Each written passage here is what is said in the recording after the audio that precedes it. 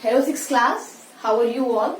I think you are all fine. As you know, my name is Madhurima Gaur and I am teaching you English. So, in last lecture, we already have completed two kind of sentences, okay, declarative sentences and imperative sentences. So, next is interrogative sentences. So, we will discuss about interrogative sentences and rest of all, ठीक है? देखिए, आता है अब हमारा interrogative sentence.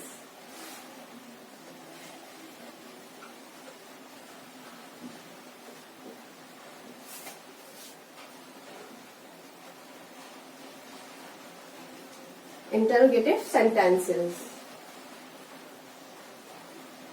Okay, तो interrogative sentences क्या होते हैं? देखिए, आ sentence that ask a question is called an interrogative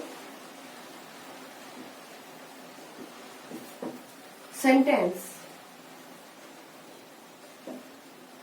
For example,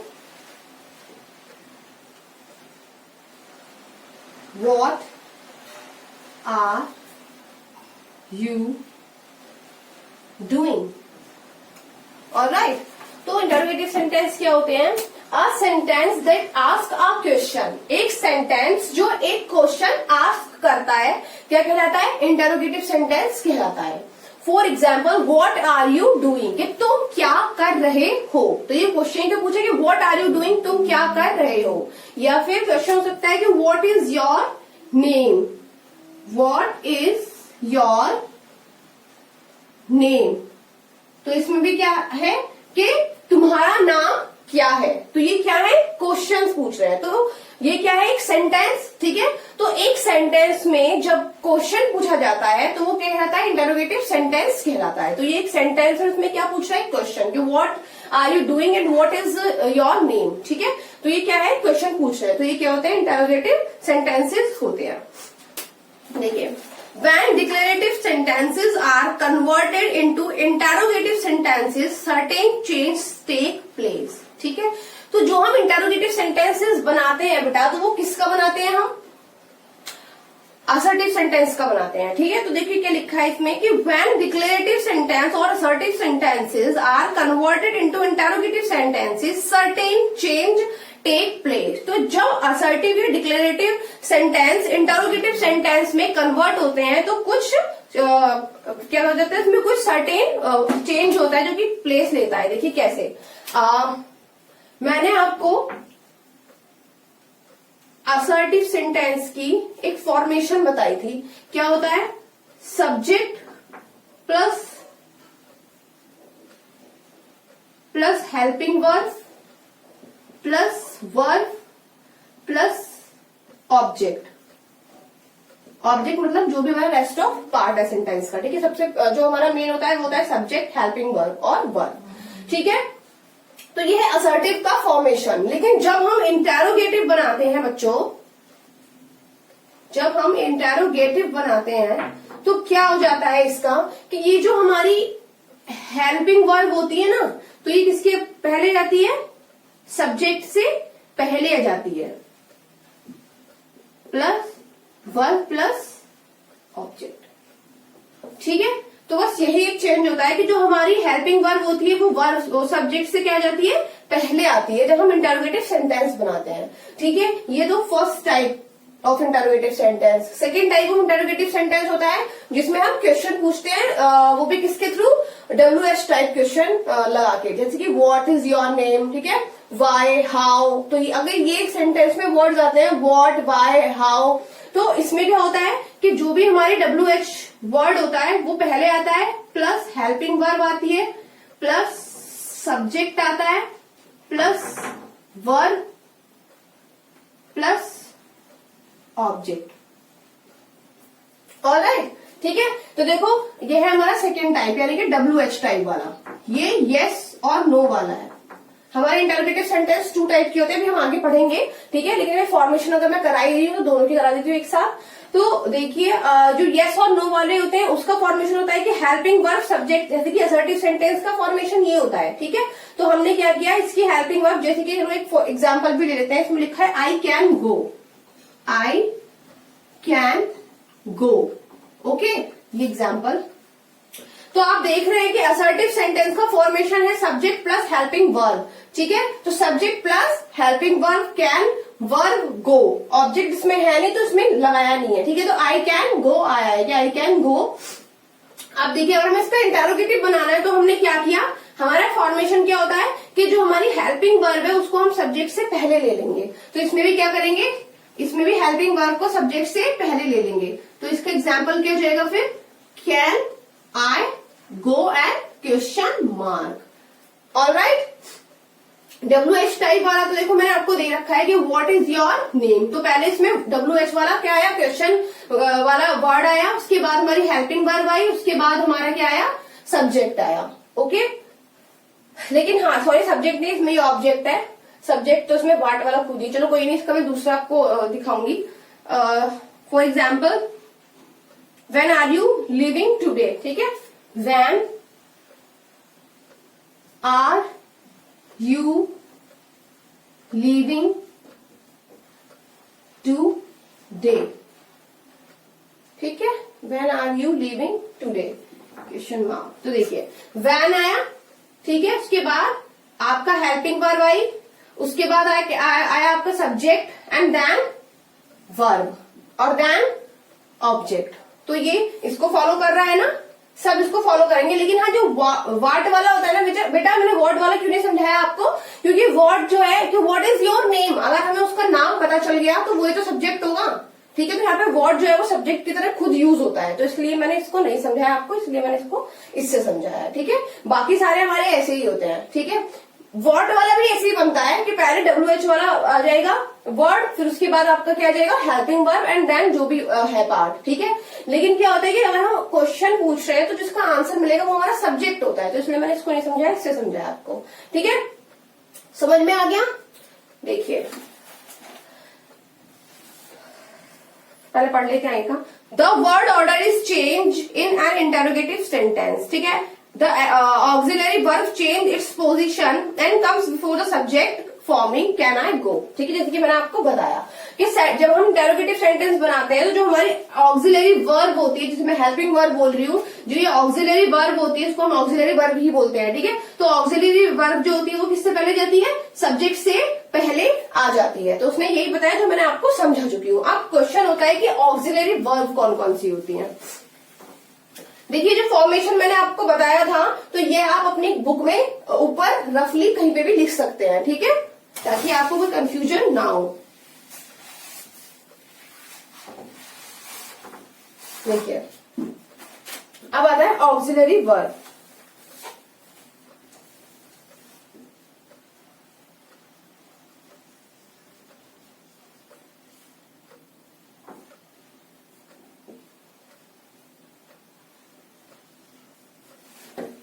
ठीक है कि ऑक्सिलरी वर्ब कौन सी होती है। तो देखिए कौन सी होती है, is, are, am, was, were, has, have, had, do, does, did, will, would, shall, should, can, could, may, might, ठीक है, be, been, been। तो ये क्या होती है, आपकी ऑक्सिलरी वर्ब्स होती हैं। तो ये आप अपनी कॉपी में या फिर अपने बुक में कहीं पे नोट डाउन कर लीजिएगा कि ये हमारी ऑक्सिलरी वर्ब होती है। तो जब हम इंटरोगेटिव सेंटेंस बनाते हैं तो ये सारी ऑक्सिलरी वर्ब जो होती है वो सब्जेक्ट से पहले आ जाती हैं, ठीक है। बाकी का फॉर्मेशन वही रहता है, सिर्फ हमें ऑक्सिलरी वर्ब को सब्जेक्ट से पहले रखना होता है, okay.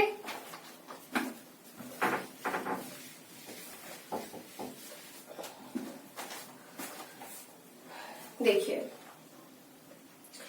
N interrogative sentences can be a WH question, ठीक है। जो इंटरोगेटिव सेंटेंस होता है वो एक WH क्वेश्चन भी हो सकता है। And begins with word like when, why, who और हाउ। जैसे कि मैंने आपको बताया कि इंटरोगेटिव सेंटेंस जो है वो WH क्वेश्चन भी हो सकता है, ठीक है। और वो किससे बिगिन होता है फिर? हु, व्हाई, व्हेन एंड और हाउ, ठीक है। और एक सिंपल यस और नो वाले होते हैं, ठीक है ना। An interrogative sentence can also be a question which can be answered with yes और नो। तो एक तो ये हो गया, और एक टाइप क्या होता है इसका? यस और नो, जिसका हम आंसर किस में देते हैं? यस और नो में देते हैं। तो इंटरोगेटिव सेंटेंस 2 टाइप्स के होते हैं, WH क्वेश्चन और यस और नो वाले, ठीक है। देखिए, अब पहले हम एक बारी, जैसे कि ये है, You are tired, ठीक है। नंबर 1, थोड़े से एग्जाम्पल्स ले लेते हैं ताकि आपको और क्लियर हो जाए।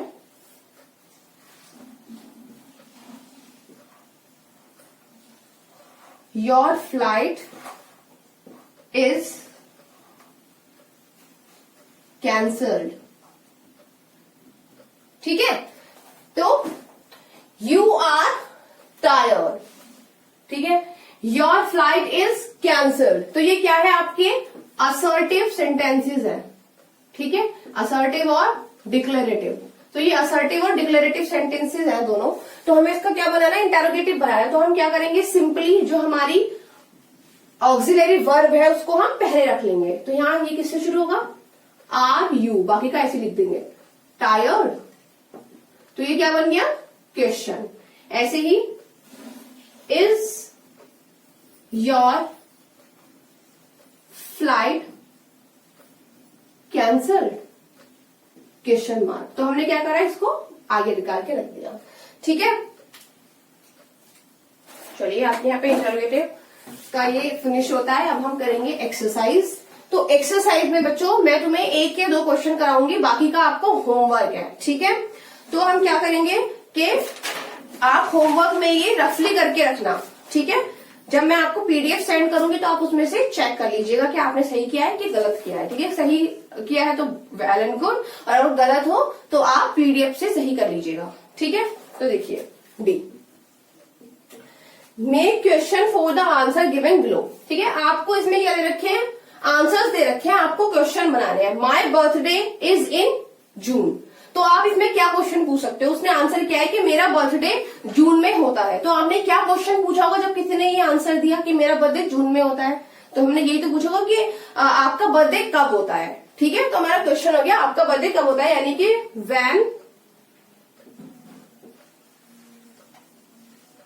व्हेन इज योर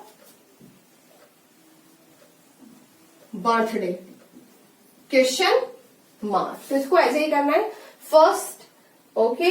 अब मैं आपको करके दिखाऊंगी 4 या 3 ले लेते हैं। देखिए, थर्ड है, yes I completed my work, के हाँ मैंने अपना वर्क कंप्लीट कर लिया। तो उससे क्या क्वेश्चन पूछा होगा कि क्या आपने अपना वर्क कंप्लीट कर लिया, ठीक है। तो उसमें हम क्या बनाएंगे? Did you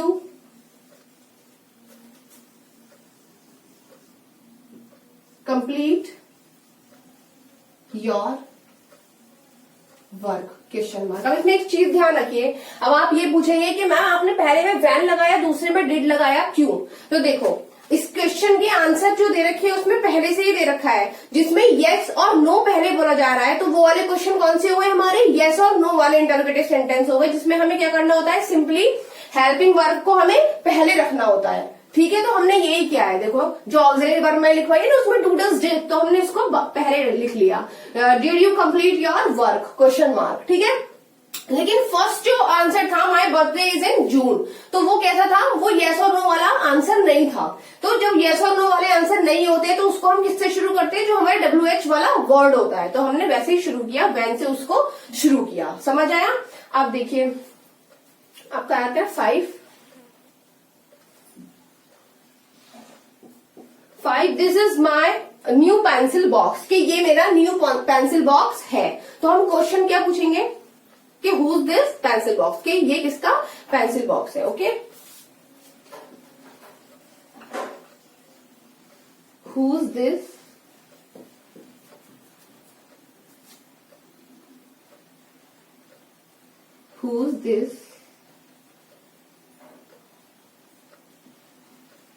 न्यू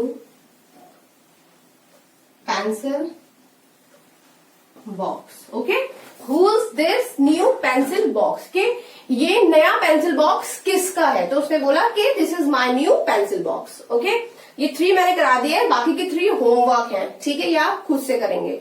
चलिए नेक्स्ट, चलिए पहले आप ये कर लीजिए।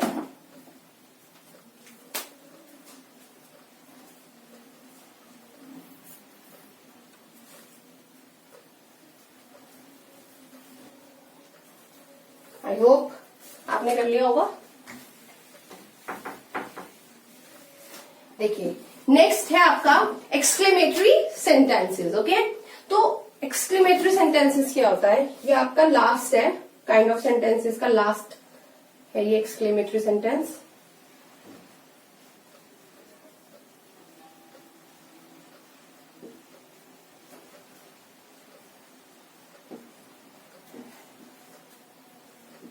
ठीक है, तो देखिए sentences that express strong feelings or emotion are called exclamatory sentence. They end with an exclamation mark. ठीक है, तो exclamatory sentence क्या होते हैं, sentences that express, तो वो sentence जो strong feelings को, emotions को एक्सप्रेस करते हैं, उनको हम क्या बोलते हैं, एक्सक्लेमेटरी सेंटेंस बोलते हैं। और ये किससे एंड होते हैं, ये एक्सक्लेमेशन मार्क से एंड होते हैं। For example, what a beautiful dress it is. Okay, तो ये एक स्ट्रॉन्ग फीलिंग को क्या कर रहा है, शो कर रहा है कि what a beautiful dress it is. तो किसी को वो जो ड्रेस है वो क्या लगी, बहुत ही ज्यादा ब्यूटीफुल लगी, तो उसने वो चीज को बोला कि what a beautiful dress it is. तो उसने क्या किया, एक स्ट्रॉन्ग फीलिंग को क्या करा, या इमोशन को क्या करा, एक्सप्रेस किया। तो ये क्या हुआ, हमारा एक्सक्लेमेटरी सेंटेंस हुआ। और इसके लास्ट में क्या लगता है, एक्सक्लेमेशन साइन लगाते हैं। ठीक है, और ये जो बनते हैं वो हमेशा व्हाट या हाउ से इसका स्टार्ट होता है। ठीक है, कि what a beautiful dress it is. And second example हो जाएगा हमारा, हाउ मेलोडियसली शी सिंग्स। ठीक है, हाउ मेलोडियसली शी सिंग्स। तो ये भी है, तो ये किससे शुरू होते हैं, व्हाट और हाउ से शुरू होते हैं। कि what a beautiful dress it is, कि कितनी सुंदर ड्रेस है, और हाउ मेलोडियसली शी सिंग, कि उसने कितने मधुरता से गाना गाया। ओके, चलिए अब नेक्स्ट आते हैं आपके, देखते हैं क्या होते हैं फीचर्स। देखिए, an assertive sentence make a statement. तो जो एक असर्टिव सेंटेंस होता है वो क्या बनाता है, एक स्टेटमेंट बनाता है। ये हम पहले ही पढ़ चुके हैं, हमने असर्टिव सेंटेंस पढ़ा था। तो एग्जाम्पल हम ले लेते हैं इसका, आई लव माई मदर। तो ये क्या है, एक स्टेटमेंट है। ठीक है, तो असर्टिव सेंटेंस क्या बनाते हैं, स्टेटमेंट बनाते हैं। It ends with a full stop, और ये किससे एंड होते हैं, एक फुल स्टॉप से एंड होते हैं। And assertive sentence can be positive और नेगेटिव। तो जो हमारा असर्टिव सेंटेंस होते हैं वो पॉजिटिव भी हो सकते हैं और नेगेटिव भी हो सकते हैं, मैंने पहले पढ़ाया था। ठीक है, तो ये कहता है पॉजिटिव, उसका नेगेटिव क्या जाएगा, और ये आ जाएगा कि I don't love my mother, तो ये क्या जाएगा, नेगेटिव हो जाएगा। And imperative sentence and with a full stop, और एक जो इंपैरेटिव सेंटेंस होता है वो किससे होता है, फुल स्टॉप से एंड होता है। जैसे कि शट द डोर, ये हमारा एग्जाम्पल है, तो ये किससे एंड हुआ है, फुल स्टॉप से एंड हुआ है। Okay, Sentences that express a command, request, advice, order or suggestion are called imperative sentence. तो जो sentences command, request, advice, order और suggestion को शो करते हैं तो उनको हम क्या बोलते हैं? imperative sentences बोलते हैं. An imperative sentence end with a full stop, और ये एक full stop से क्या होता है?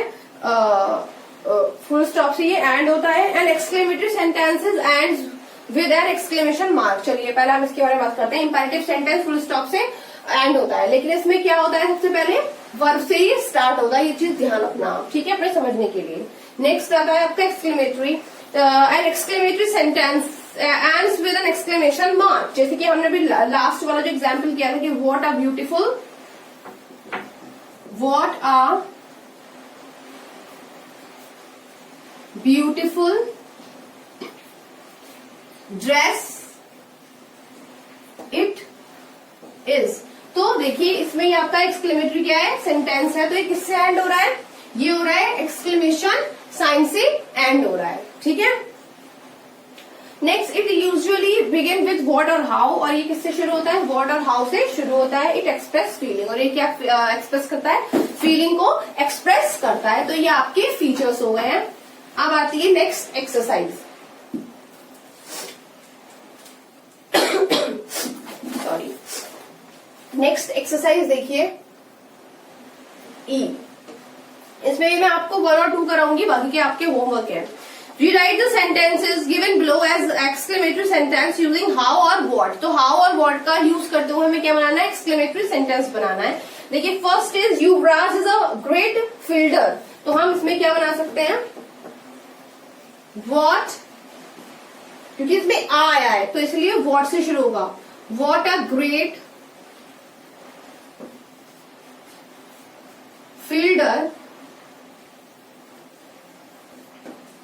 युवराज is. Okay, next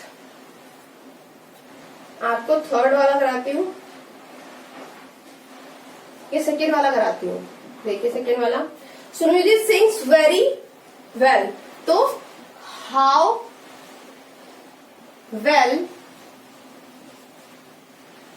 well Sunidhi sings, an exclamation sign. अब देखिए बाकी के होमवर्क है. You are a great dancer, तो ए आ रहा है इसमें, तो किससे शुरू होगा? व्हाट से शुरू होगा. Shahrukh Khan is a popular actor, तो किससे शुरू होगा? व्हाट से शुरू होगा. You are wearing a gorgeous sari, तो ये भी किससे शुरू होगा? व्हाट से शुरू, क्योंकि इसमें क्या आ रहा है? ए आ रहा है. तो जिस भी सेंटेंस में ए आएगा तो वो किससे शुरू होगा? व्हाट से. बाकी का हाउ से शुरू होगा. ये वैसे मैं आइडेंटिफिकेशन बता रही हूँ, ठीक है, मैं ऐसे आइडेंटिफाई करती हूँ. बाकी के आपके क्या है? होमवर्क है. मैंने फर्स्ट एंड 1 और 2 करा दिए हैं, ठीक है. बाकी के आपके होमवर्क है.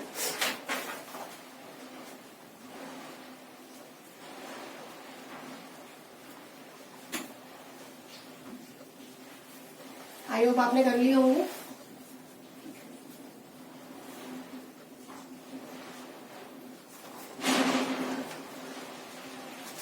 नेक्स्ट देखिए, अब आता है आपका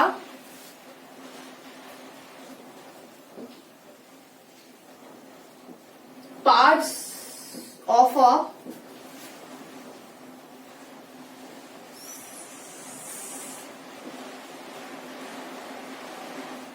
sentence. Okay, parts of a sentence.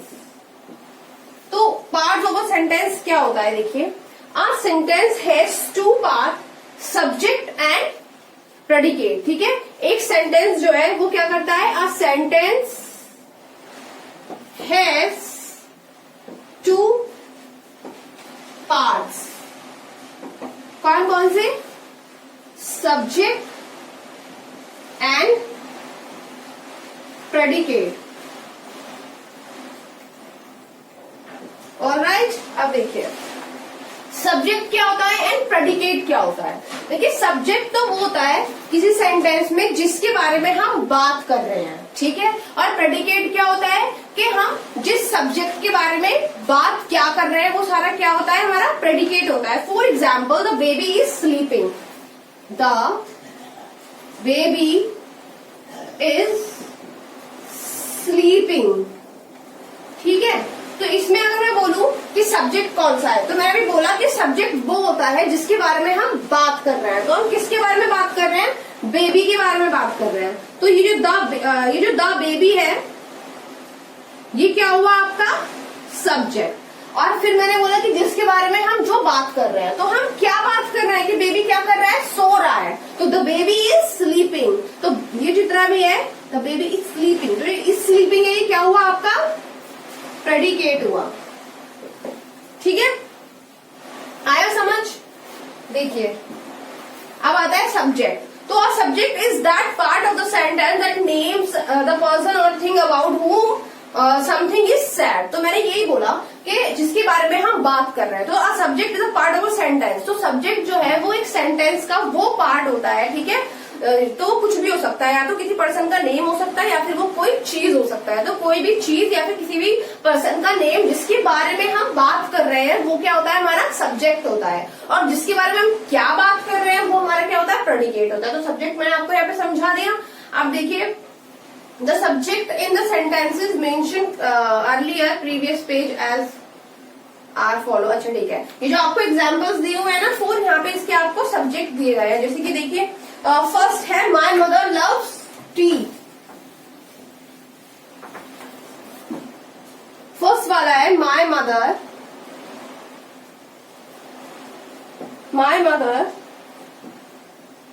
Loves T.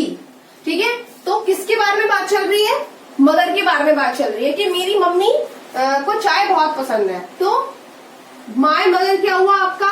Subject, and this is predicate. Okay, तो वैसे ही आपका the people in the room were enjoying the music. ठीक है, the people in the room were enjoying the music.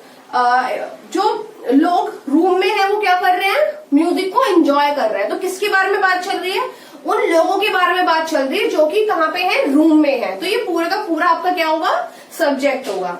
ठीक है, कि the people in the room. Alright, अब देखिए प्रेडिकेट क्या होता है। अ प्रेडिकेट इज अ वर्ड और अ group of words that tells us something about the subject. तो मैंने भी बोला कि जो हमारा प्रेडिकेट होता है वो क्या होता है? वो अ ग्रुप ऑफ वर्ड्स, वो वर्ड्स का ऐसा ग्रुप होता है जो कि हमें उस सब्जेक्ट के बारे में कुछ बताता है। ठीक है, देखिए, a predicate is a word or a group of words that tells us something about the subject. The predicate in the sentence mention। अच्छा ठीक है, तो बाकी जो पहले थे उसके सारे इन्होंने प्रेडिकेट भी दिखा दिए इसमें। अब देखिए फीचर्स इसके फीचर्स क्या है।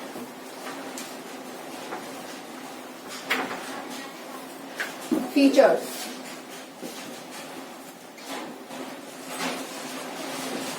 देखिए, the subject is usually placed before the predicate, but sometimes the order is changed. The subject remains the same in the spite of change in its position.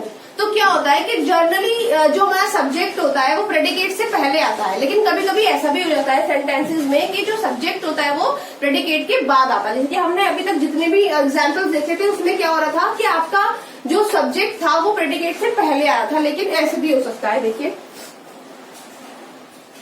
जैसे कि इसमें दे रखे हैं 2, the letter came after a few days. ठीक है, तो ये हमारा सिंपल है, द लेटर। ठीक है, कौन आया? लेटर। और केम आफ्टर अ फ्यू डेज, ये सारा हमारा क्या हो गया? प्रेडिकेट। ठीक है, ये हमारा क्या हुआ? प्रेडिकेट, एंड ये हमारा क्या हुआ? सब्जेक्ट, है ना।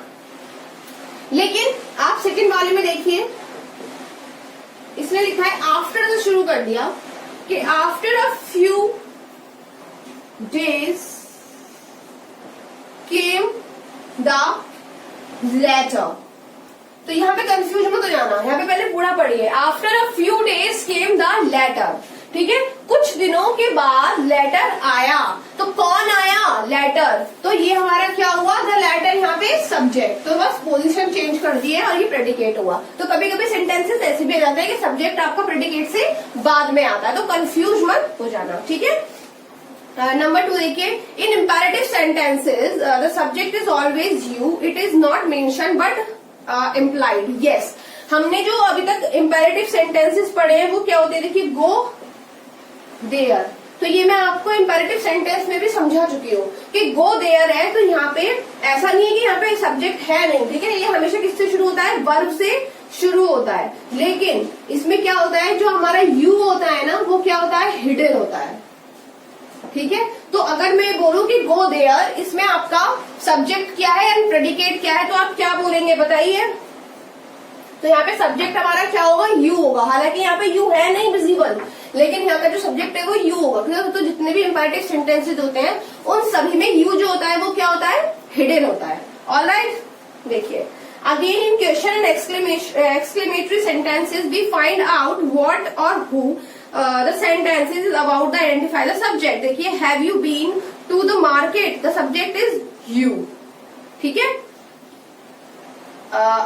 Every predicate has at least one verb, तो जितना भी प्रेडिकेट होता है उसकी क्या होती है, एक वर्ब होती है। The verb change according to the number of subject, जो वर्ब होती है वो अकॉर्डिंग टू सब्जेक्ट के अकॉर्डिंग वो चेंज होती रहती है। जैसे कि दिस डॉग इज बार्किंग, है ना, द डॉग्स आर बार्किंग, तो ठीक है, वो अकॉर्डिंग टू सब्जेक्ट। अगर सब्जेक्ट सिंगुलर है तो वर्ब सिंगुलर होगी, सब्जेक्ट प्लूरल है तो वर्ब प्लूरल होगी, ठीक है।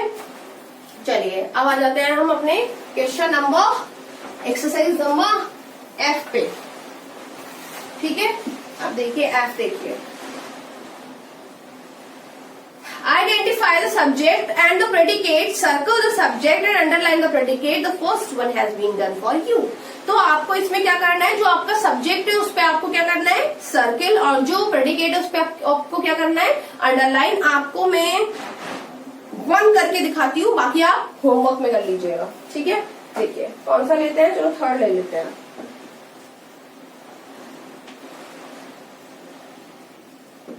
The king offered his advice to the farmer. Okay? The king offered his advice to the farmer. तो सबसे पहले हमें क्या निकालना है इसमें, सब्जेक्ट। तो सब्जेक्ट क्या हुआ बच्चों, द किंग।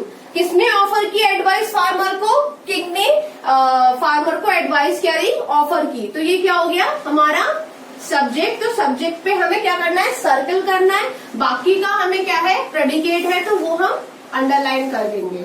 समझ में आ गया। अच्छा, इसको हम एक चीज से और समझ सकते हैं, जो हमारा प्रेडिकेट होता है ना, वो हमेशा वर्ब से स्टार्ट होता है, ठीक है। क्योंकि इसमें बोला भी था कि प्रेडिकेट में क्या होती है, वर्ब होती है एक अपनी। तो प्रेडिकेट किससे शुरू होता है, वर्ब से शुरू होता है। बाकी का क्या होता है, हमारा सब्जेक्ट होता है। हम इससे भी आइडेंटिफाई कर सकते हैं इसको, ठीक है। चलिए लास्ट वाला और देख लीजिए, 6। At one corner of the hall stood Ramu, ठीक है। तो क्या है कि at one corner of the hall, के हॉल के एक कॉर्नर पे रामू खड़ा है। तो इसमें सब्जेक्ट कौन हो गया, पहले खुद से क्वेश्चन पूछो कि हॉल के कॉर्नर पे कौन खड़ा है, कौन खड़ा है, रामू खड़ा है। तो रामू क्या हुआ हमारा सब्जेक्ट। तो ये हमारा सब्जेक्ट है, और बाकी का क्या है हमारा प्रेडिकेट। तो मैंने आपको समझाया था कि हमेशा सब्जेक्ट पहले ही नहीं आता, वो कभी कभी प्रेडिकेट के बाद में भी आ जाता है। ओके, नेक्स्ट देखिए, नेक्स्ट आते हैं आपके फ्रेजेस एंड क्लॉजेस, ठीक है। ये लास्ट टॉपिक है अब आपके इस चैप्टर का लास्ट टॉपिक है। क्या है, फ्रेजेस एंड क्लोजेस। ओके, तो देखिए फ्रेजेस क्या होते हैं। A phrase is a group of words that make sense but not complete sense since it does not have a subject and a verb, ठीक है। तो एक जो फ्रेज होता है वो क्या होता है, वर्ड्स का ग्रुप होता है, जो कि एक क्या बनाता है, सेंस तो बनाता है, लेकिन वो कंप्लीट सेंस नहीं बनाता। और उसमें क्या नहीं होता, उसमें सब्जेक्ट और वर्ब नहीं होते हैं, ठीक है। तो a phrase is a group of words that make sense but not complete sense since it does not have a subject and a verb, तो इसको आप ध्यान में रखिए कि फ्रेज क्या होते हैं। फ्रेज वो ग्रुप्स ऑफ वर्ड्स होते हैं जो कि सेंस तो बनाते हैं लेकिन कंप्लीट सेंस नहीं बनाते। उसमें क्या नहीं होते, उसमें वर्ब और सब्जेक्ट नहीं होता। For example, cross the road, okay, in the market, okay, next one, on the chair। तो आप देख रहे हैं ये क्या है, ये ग्रुप ऑफ वर्ड्स है, across the road, in the market, on the chair. लेकिन इसमें क्या नहीं है, इसमें वर्ब और सब्जेक्ट नहीं है। अगर इसमें सब्जेक्ट और वर्ब आ जाए तो ये हमारा क्या बन जाएगा, सेंटेंस बन जाएगा। तो जिस भी जो भी ग्रुप के जो भी वर्ड्स के ऐसे ग्रुप्स होते हैं जिसमें सब्जेक्ट और वर्ब नहीं होता, उसको हम क्या बोलते हैं, फ्रेजेस बोलते हैं। ठीक है, और ये हमेशा क्या आते हैं, सेंटेंस जब हम कोई बनाते हैं तो ये हमेशा लास्ट में आते हैं। जैसे कि हम ऑन द चेयर भी, उस पर भी लिख सकते हैं कि Ram is standing on the chair, okay. In the market, तो I am in the market. तो हम फ्रेजेस को ऐसे यूज करते हैं किसी सेंटेंस में, ठीक है। तो इसमें जब ये आ गया, आई सब्जेक्ट आ गया, वर्ब आ गया एम, तो इन द मार्केट हमारा यहाँ पे जब यूज हुआ फ्रेज तो हमारा क्या बन गया, एक सेंटेंस बन गया, ठीक है। अब देखिए नेक्स्ट आता है आपका क्लॉज। के क्लॉज क्या होता है, पहले इसका एक पार्ट रही है। अब phrase usually form a part of a sentence but does not convey complete sense, ठीक है। तो जो फ्रेज होता है वो एक सेंटेंस का पार्ट तो होता है लेकिन वो पूरा का पूरा सेंस कन्वे नहीं कर पाता।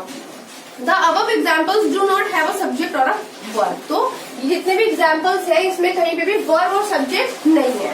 देखिए अब आता है आपका clauses, okay. A clause is a group of words with a subject and a verb and it's usually a part of a sentence. It may और may not make complete sense. तो देखिए इसमें क्या है कि जो एक क्लॉज होता है वो एक ग्रुप ऑफ वर्ड्स होता है जिसमें क्या होता है, सिर्फ सब्जेक्ट एंड वर्ब होते हैं, ठीक है। तो सिर्फ क्या होते हैं, सब्जेक्ट एंड वर्ब होते हैं, और वो भी क्या है, यूजुअली पार्ट ऑफ सेंटेंस, और एक सेंटेंस का पार्ट होता है। इट मे और may not make complete sense, और ये कंप्लीट सेंस नहीं बनाते। जैसे कि the boy is going to market, या फिर आई एम लिखते,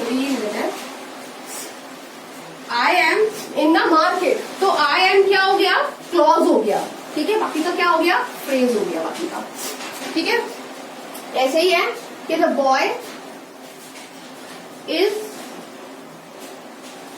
going to the market। तो इसमें ये क्या हो गया, हमारा क्लॉज हो गया, ठीक है। बाकी का हमारा क्या है, टू द मार्केट फ्रेज हो गया, ठीक है। तो फीचर्स देख लो। A phrase does not convey complete sense. A phrase जो होता है वो पूरा सेंस कन्वे नहीं करता। It does not have a subject and a verb, और ये सब्जेक्ट और वर्ब भी नहीं रखता है। A clause is a subject and a verb. Clause जो होता है एक सब्जेक्ट और वर्ब रखता है। इट मे और may not make complete sense, और ये एक सेंटेंस बना भी सकता है कंप्लीट सेंस और नहीं बना सकता। It is usually part of a sentence, और ये सारे क्या होते हैं, एक सेंटेंस के पार्ट होते हैं, चाहे वो क्लॉज हो चाहे वो फ्रेज हो, ठीक है। अब देखो इन शॉर्ट में एक चीज बता देती हूँ कि आपने अभी तक क्या क्या पढ़ा, सब्जेक्ट प्रेडिकेट पढ़ा, ठीक है, सब्जेक्ट प्रेडिकेट पढ़ा, फ्रेजेस एंड क्लॉजेस पढ़ा। तो देखो एक सेंटेंस लेते हैं पूरा, ये ले लेते हैं, द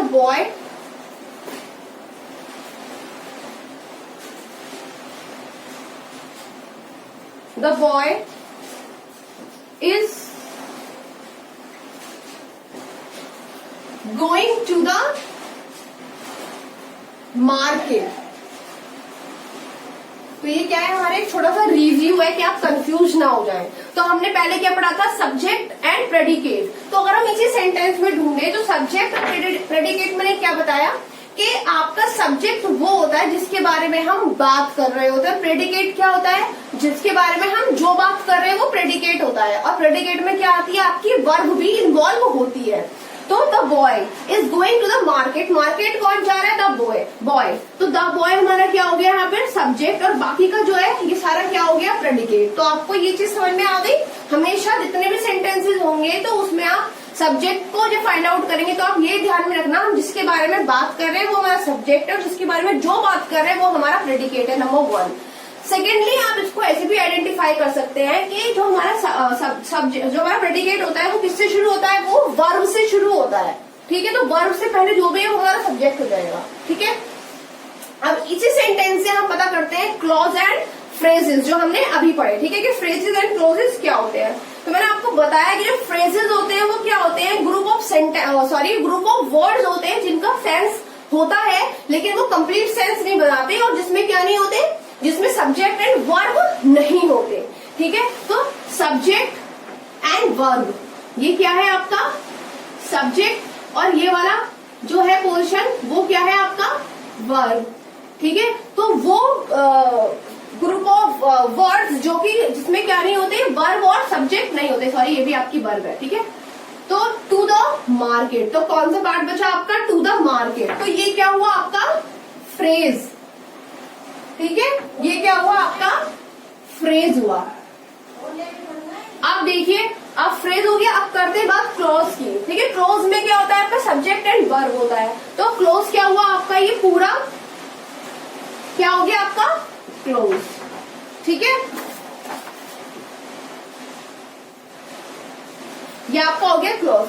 तो अब मैंने एक सेंटेंस से आपको सब कुछ समझा दिया, तो समझ में आया ये। चलिए अब हम अपनी एक्सरसाइज करते हैं। देखिए जी, first she left house at noon.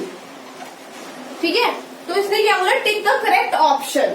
ठीक है, तो जो डार्क वाला है एट नून, जो भी आपको डार्क वाला, डार्क बोल्ड जो लिखा हुआ है उसको आपको आइडेंटिफाई करना है। तो एट नून क्या है, ये कोई कंप्लीट सेंस बना रहा है, नहीं बना रहा, ना इसमें वर्ब है ना इसमें सब्जेक्ट है, तो ये क्या हुआ, ये हुआ आपका फ्रेज। तो आप किस पे टिक करेंगे, फ्रेज पे टिक कर दीजिए। ठीक है, आप देखिए आप फाइव देखिए, the child was excited to see the peacock dancing. Okay, तो इसमें बोल्ड वाला क्या है, द चाइल्ड वॉज एक्साइटेड। ठीक है, तो ये पूछ रहा है कि क्या एक क्लॉज है और फ्रेज है। तो देखिए जो आपका बोल्ड वाला है उसमें आप देख रहे हो द चाइल्ड वॉज एक्साइटेड, तो इसमें सब्जेक्ट भी है और वर्ब भी है। तो सब्जेक्ट और वर्ब किसमें बताया था मैंने आपको, क्लॉजेस में बताया था। तो ये क्या हुआ आपका, ये आपका हुआ क्लॉजेस। ऑलराइट, ठीक है, ये आपका क्लोज हुआ, तो इस पर टिक कर दीजिए। तो आप बाकी के जो है वो आप अपने आप से करेंगे। ठीक है, जो आपकी एच है एक्सरसाइज वो आप खुद से करेंगे, बहुत ही इजी है। ठीक है, ये आप कर लीजिएगा, होमवर्क है ये आपका। बाकी आपको पीडीएफ में मैं सेंड कर दूंगी इन सभी के आंसर, आप एक बार चेक कर लीजिएगा कि ठीक है या नहीं है। Okay, bye class.